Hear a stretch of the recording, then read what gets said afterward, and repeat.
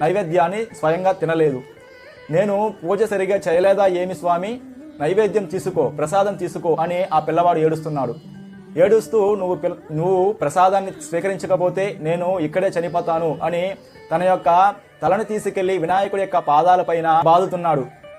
నిష్కల్మషమైన భక్తికి సంతోషించిన ఆ వినాయకుడు ప్రత్యక్షమయ్యి ఆ పిల్లవాడిని అడ్డుకొని ఆ పిల్లవాడు ఇచ్చిన నైవేద్యాన్ని స్వీకరించాడు.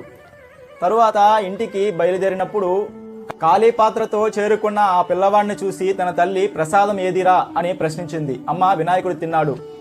ఏంట్రా అబద్ధం చెబుతున్నావా? నువ్వే తిన్నావా? అబద్ధం ఎందుకు చెబుతున్నావు? నువ్వు తిన్నానంటే తిన్నానని చెప్పు, లేదా ఎవరికైనా ఇచ్చావంటే ఇచ్చానని చెప్పు. వినాయకుడు తిన్నాడని అబద్ధం చెప్పకు అని మందలిస్తుంది. ఆ పిల్లవాడు లేదమ్మా, వినాయకుడే తిన్నాడు అని ఏడుస్తాడు. సరే అని వీడిని గమనించాలి అని మరుసటి రోజు అదే విధంగా ప్రసాదాన్ని ఆ పిల్లవాడి దగ్గరనే ఆ